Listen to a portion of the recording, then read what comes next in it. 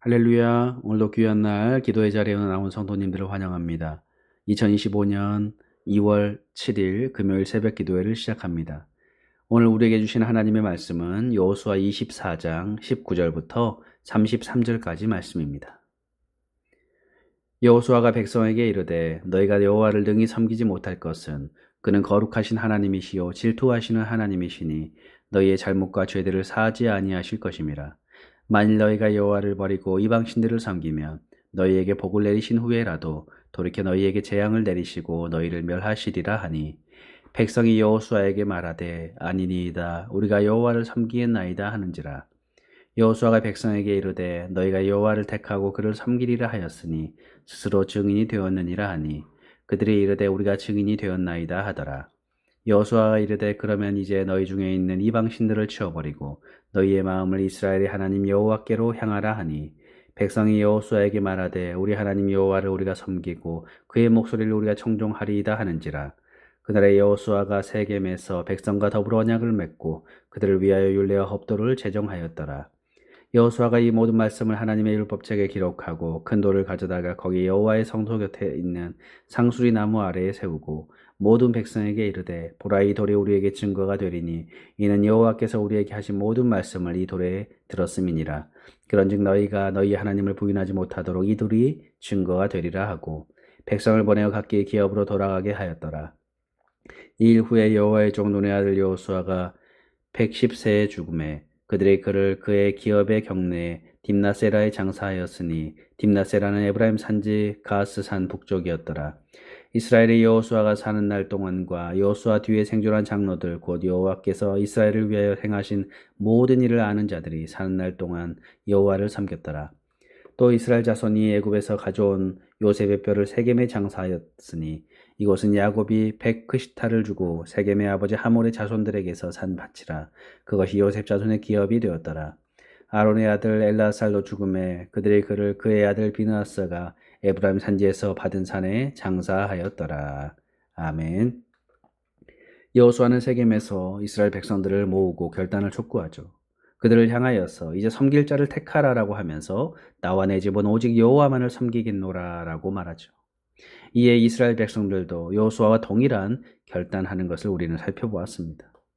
그런데 거기에서 끝이 아니죠. 본문 19절에서 32절에 보니까 여호수아는 거듭거듭 백성들에게 결단하고 맹세하도록 합니다.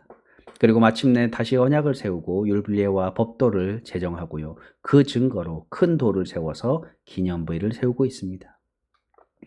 이렇게 여호수아가 거듭거듭 이스라엘 백성들을 결단하게 한 이유가 무엇이었습니까? 하나님을 온전히 섬기는 참된 믿음으로 서는 것이 결코 쉽지 않기 때문입니다. 그래서 여호수아는 거듭해서 결단을 촉구하고 있는 것입니다. 성도 여러분, 우리도 마찬가지입니다.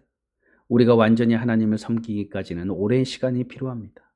우리는 단번에 믿음으로 말미암아 예수님을 믿고 구원을 받았지만 그 구원의 은총에 합당한 온전한 믿음을 갖기 위해서는 오랜 노력과 계속된 결단이 필요합니다. 온전한 믿음은 갑자기 하늘에서 떨어지는 것이 아닙니다. 악한 습관 또한 한꺼번에 사라지지 않습니다. 우리는 날마다 결단하며 주님만을 섬길 것을 다짐해야 합니다. 이를 위해서 우리는 날마다 새벽을 깨우며 주 앞에 나아가는 것입니다. 그래서 여호수아도 거듭거듭 결단을 촉구하면서 마침 언약을 세우고 그것을 기념하여 돌에 세우고 있습니다. 그리고 29절 33절에 이제 여호수아서의 마지막 말씀이죠. 여호수아는 110세에 죽어서 자신의 기업 곧 에브라임 산지에 장사되었고 제사장 엘르아살도 죽어 에브라임 산지에 장사되었습니다. 그리고 이 두 사람이 죽어 장사 지내는 이야기와 또 요셉의 해골을 애굽에서 메고 올라와서 세겜에 장사하는 이야기로 끝을 맺고 있습니다.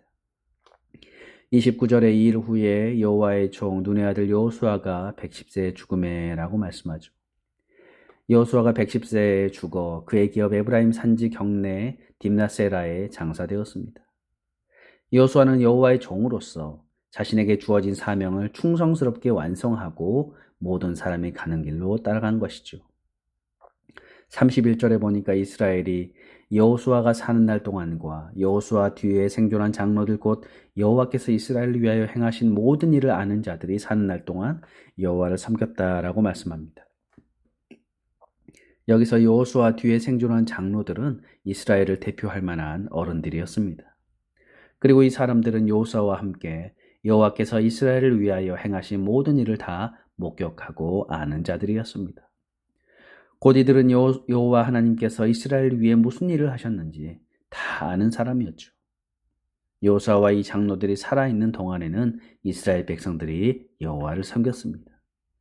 그런데 이 말씀은 여호수아와 장로들이 죽은 뒤에는 이스라엘 백성들이 다시금 하나님을 버리고 죄의 길로 달려갔음을 암시하고 있습니다. 사사기에 보면 이제 이것이 잘 드러나는 거죠. 아무튼 여호수아는 이스라엘 백성들로 하여금 요단강을 건너 여호와께서 언약으로 주신 가나안 땅을 점령하게 하였고 그 땅을 이스라엘 백성에게 기업으로 주어 평안히 살도록 한 후에 죽어 땅에 묻힌 것입니다. 그래서 여호수아를 가리켜서 여호와의 종이라고 하였습니다. 여호수아의 인생을 보면 평생토록 여호와 하나님을 믿고 하나님 말씀에 순종하며 살아간 것을 볼 수 있습니다. 그래서 그가 세상을 떠난 뒤에 성경은 그에 대해서 기록하기를 여호와의 종이다라고 하였습니다. 우리가 지금까지 여호수아를 살펴보면서 봤듯이 그가 왜 여호와의 종이라고 불리었는지는 알 수 있을 것입니다. 성령 하나님께서 우리에게 은혜를 주셔서 우리도 여호수아의 이 귀한 믿음을 본받아 살게 하여 주시기를 원합니다. 그리하여서 우리도 우리의 인생 동안 여호와 하나님만을 믿으며 여호와 하나님의 말씀을 따라 살게 하여 주시기를 원합니다. 그리하여 우리도 하나님 앞에서 여호와의 종이다라고 불리우는 그런 귀한 믿음의 삶이 되어야 될 줄로 믿습니다. 여호수아의 죽음 이후에 본문 32절에 보니까 이스라엘 자손이 애굽에서 가져온 요셉의 뼈를 세겜에 장사한 사실을 기록하고 있죠. 요셉은 애굽의 노예로 팔려갔다가 총리 대신까지 된 사람입니다. 그런데 그가 죽을 때에 장차 하나님께서 이스라엘을 가나안 땅으로 들어가게 하실 때 자신의 해골을 메고 올라가서 약속의 땅에 묻어줄 것을 유언하였습니다. 그리고 마침내 그 유언대로 세겜에 그의 뼈를 장사 지내게 되죠. 그러면 요셉은 왜 이런 유언을 남겼을까요? 그것은 하나님의 언약을 굳게 믿는 믿음이 있었기 때문입니다. 요셉은 애굽에서 총리가 되어 일생을 살았지만 그는 하나님의 언약을 믿고 살았습니다. 그는 하나님께서 언약하신 대로 이스라엘이 가나안 땅을 차지할 것이다 라는 그런 믿음을 창세기 13장 14절 15절에서 보여주고 있습니다. 그래서 그는 죽어서라도 약속의 땅에 묻히기를 소망하였던 것이죠. 오늘 우리도 요셉과 같은 그런 믿음과 소망이 있어야 됩니다. 우리에게는 새 언약 되시는 예수 그리스도를 통하여 새 하늘과 새 땅이 약속되었습니다. 새 하늘과 새 땅이 바로 우리의 소망입니다. 우리도 요셉과 같이 비록 이 땅에 살고 있지만 하나님의 언약을 믿고 새 하늘과 새 땅에 우리의 소망을 두어서 믿음으로 살 수 있기를 원합니다. 그리고 그 믿음과 소망을 우리의 후손들에게 귀한 유산으로 물려줄 수 있어야 됩니다. 마지막 33절에 보니까 아론의 아들 제사장 엘르아살도 죽어서 그의 아들 비느하스가 장사 지내었음을 보여주고 있습니다. 여호수아서는 엘르아살의 죽음으로 끝을 맺고 있습니다.